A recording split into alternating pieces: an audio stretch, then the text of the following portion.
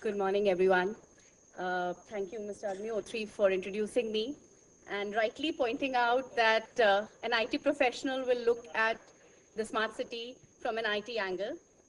And I, being an architect, would look at it from an architect's perspective. So here I am, having designed a couple of LEED Platinum energy efficient net zero energy buildings, standing here sharing my experience, my perception of what the cities need to be. I may not have the answers today because smart city is a buzzword, and for me, instead of smart city, we should look at more of the sustainability angle. So we all have been defining smart cities as the cities that use information and communication technology to deliver services to their citizens. Or should we define them as cities, smart cities, as that use information and communication technologies to be more efficient in the use of their resources, resulting in cost and energy saving, better quality of life, improved service delivery. So basically, IT does not make a city smart, according to me. Cities are smart. Why do we say cities are not smart? We have to make these cities sustainable. And for making it sustainable, we have to understand that cities are not enterprises. They are dynamic, they are ever evolving, and they are layered by history, layered by time, layered by people. So that social aspect, the community needs, becomes the prime focus. The basic infrastructure becomes the prime focus. Smartness does come, but not every city will need the same smartness. Let's say a city which does not have too much traffic, do not have too much motor vehicle. You do not need to have, all those devices and sensors to tell you where your parking bay is free. So every city would have a different kind of requirement according to the people's need, according to the infrastructure need. And technology needs to support the cities and communities to live and work in a better lifestyle. So offering that quality of lifestyle becomes important. The first understanding is when we're looking at any sustainable city or any city is to balance the social, the environment, and the economics to make it truly sustainable. Nothing can work and nothing can be sustainable if we do not balance all of this. If you look at from only people's perspective, everybody needs air conditioner, everybody needs, every kind of luxury. But then we are harming the environment. So where is it? What do we do to balance all of this? That will be truly sustainable. So at all scales, for infrastructure, buildings, and cities to function, we have to integrate. We have to integrate and we have to balance all these aspects. That's the most important part. Second understanding, our past.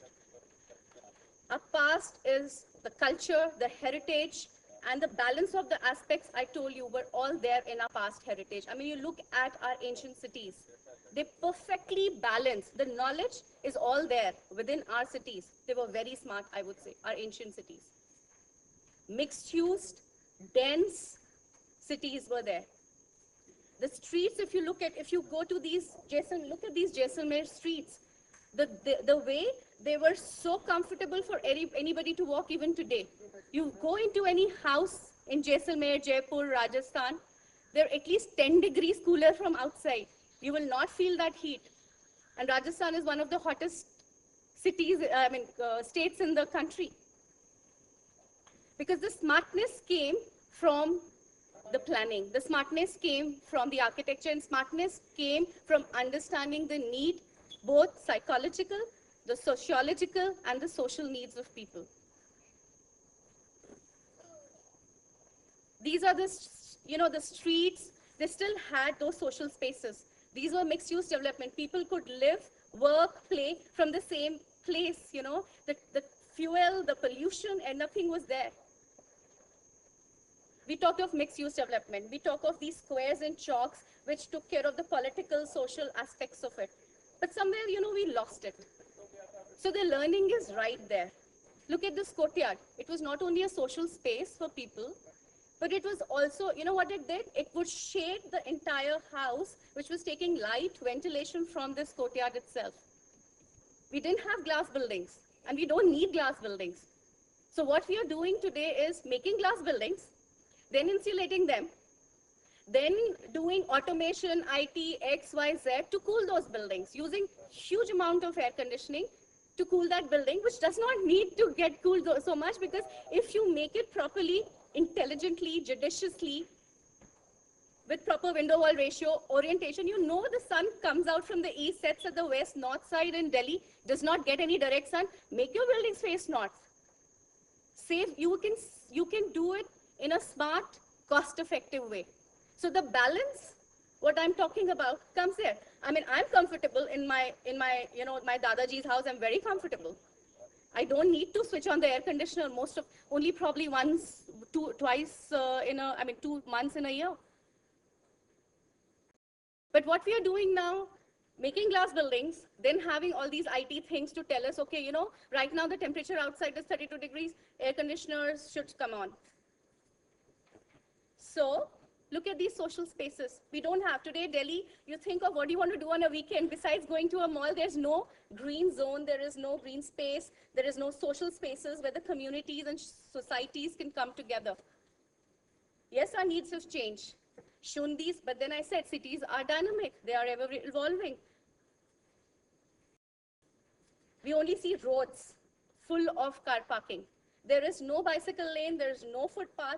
Obviously, people will use more of these cars. But then is the solution that I make our system, mobiles or everything is so smart that it tells me this is my parking space, this is the road. You know, today when we commute, my husband will not even speak to me because all the time he's trying to figure out the road, you know, from the GPS system, which is the best route to take, which is traffic free. Where are human relationships going?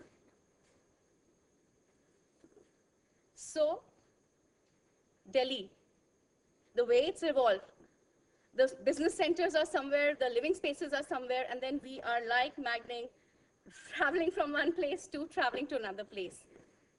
Yes, people have been looking for solutions. What are those solutions?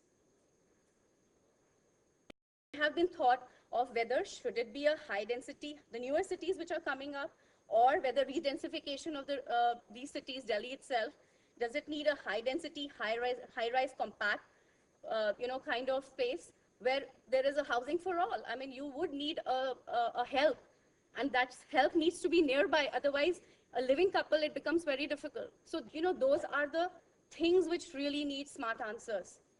Or should it be a mix of high density, low rise, and medium density? Or are we looking at integrated mixed use development? Yes, a lot of people, a lot of planners, and you know, we are understanding going from the back to the past where we had mixed use, where you were living, working, and you're performing there. That was a better solution. So we are looking back into integrated mixed use development. So maybe the future city or even the existing cities which need redensification, it needs to be like a mixed land use where you don't need to commute, you know, hundreds of kilometers or 50 kilometers every day. Your quality of life will improve. There are some things coming up here like the Waste City and Supertech, but are they being done in the right way? Because these are going to be energy guzzlers again, or are they really thinking of that energy part? What people need is walkable communities. They need healthy lifestyle. They're looking for greener transportation, cleaner transportation. So then, of course, there are a lot of benefits to these mixed-use development. Higher quality of life, better place to live and work and play, better stable property values, economies of scale. And then what happens, we are doing a mixed-use development where there's a hotel, there are offices, and there are residences. Now, the peak demand, energy demand of the offices would be in the morning, during the daytime. However, the hotel and the residential, the energy demand is more during the evenings. So you can actually have the chiller system much downsized, which is working, you know, when you do a mixed-use development, there's a lot of benefit. Your car parkings can come down. Let's say an office space needed 3,000 car parks and residential needed 1,000 car parks. Within that 3,250 car parks, the same space can be used, because morning the offices will be using it, evenings the residences will be using it. So is that a solution for sustainability, sustainable cities? Maybe yes. And place where there'll be space and time for people, spaces where there'll be place and time for people, and places and spaces which will allow people time for nature. So the third understanding, nature, lot of understanding and learning from there. It's very powerful. Wind, sun, earth, water, generating energies through this, the renewable energy, what we call as. There is interconnectedness as nature. There's biodiversity. Everything seems to coexist very peacefully. So why can't we do that? Why can't our cities take inspiration from nature? We are building on the floodplains, but do we realize that those floodplains are the lifeline? Because if you take away that floodplain, there is no way the water can recharge. We have to have these interconnected pay respect to these green spaces, interconnect them, and allow people, because in shortage of time, I'll just skip through this, but the primary focus should be that using nature, engaging these natural areas into our daily lives. Why do I need, if I'm staying in South Delhi, I have to go all the way to Lodhi Road in the morning, taking my car because I need to take a walk. Why can't these green spaces be interconnected? Why can't we link and engage these urban environments that respect them, that are interconnected, that are part of our daily lives? This is a very beautiful example. This is Seoul. They had a highway running through this. The upper picture that you see, there was a highway running through this space, and it was very ugly because all the time the residents would just see cars and buses. And it was over an abandoned nala. What they've done is rejuvenated this entire place. This water body that you see now, throbbing with people, with kids, with people, with butterflies, with birds, that's partly they've done it. They have rejuvenated that old nala, treated that wastewater through plants. Nature is so powerful. You do not need stormwater lines and sewage systems. Nature can do all of that. You can save costs, and you can do all of that things through nature itself. And look at this beautiful social space that community has got today. Understanding the needs of the people. This is Atlanta Beltline. What they've done is they were abandoned villages, and there was a railroad which was running. They have again renovated the whole thing. They've created parks along, tying up the neighborhoods. People can walk through these beautiful, green spaces, green belts, and these green spaces also act like a recharge place for all the stormwater which comes and recharges the area. So these are, and economically this place is now thriving because restaurants have opened, bazaars have opened. So economically, socially, and environmentally, smartly, they have been able to take care of the requirement. So what I'm pointing out is that every city will have a different requirement, a different type of needs. We have to address them in a more judicious and intelligent way. Skyline in New York. This was an old meat district where there was a railroad, abandoned railroad. They have converted into a beautiful park. Evenings, people take a walk here. There are kids, there are everything. And plus, it reduces the heat island effect, because if you have more roadways, if you have more concrete jungle that we are creating, it obviously increases the temperature of the surrounding. People would need more air conditioning. So giving these plantation, giving these parks improves on the social life of people, improves on the economy. You need less money to air condition the places. You reduce the heat island effect. Sustainable infrastructure will facilitate the place and region towards goal of sustainable living. So I will just run to these projects that we are doing. Being an architect, I've designed this project where what we did was it was a very small plot, and the developer wanted to make 3 buildings and lease them out. We've created this Nature's Walk on the ground floor. The most premium place we have converted into a Nature's Walk, where it becomes a lovely workplace community full of greenery, trees, plants, and these are shaded spaces.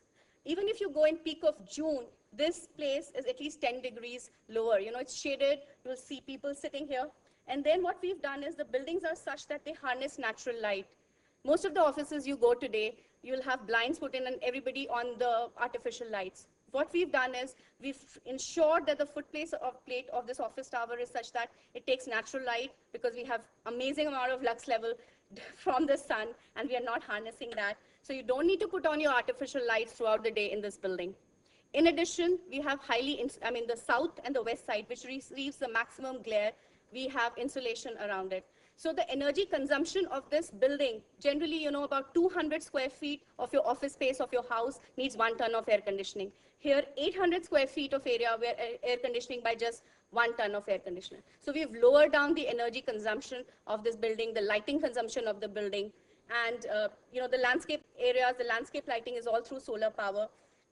I will just rush to this beautiful project which we did called Shunya. Shunya is zero energy, zero water, and zero waste.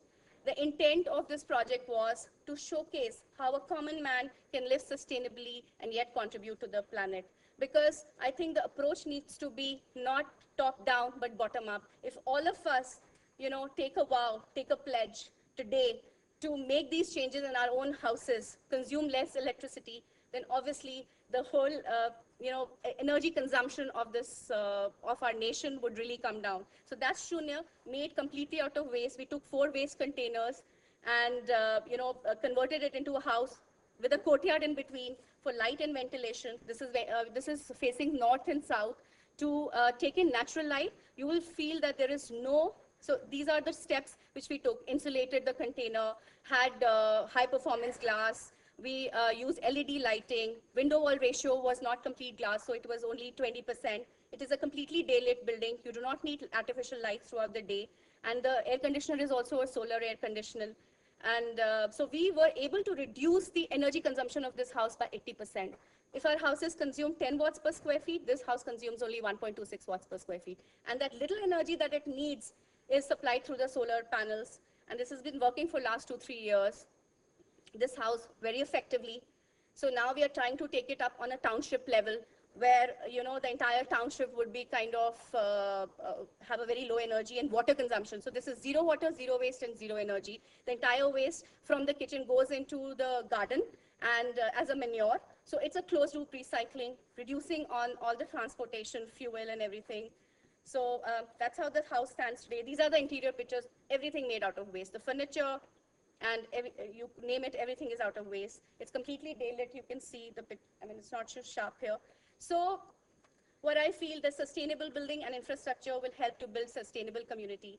Envision India with zero utility bills, zero water, zero waste, minimal carbon footprint, an earth-friendly society, a net positive society. Envision Shunya. Om Sarvesham Sarvestir Bhavatu. Upliftment for all, upliftment for the humankind, and beneficial for everybody. Thank you so much.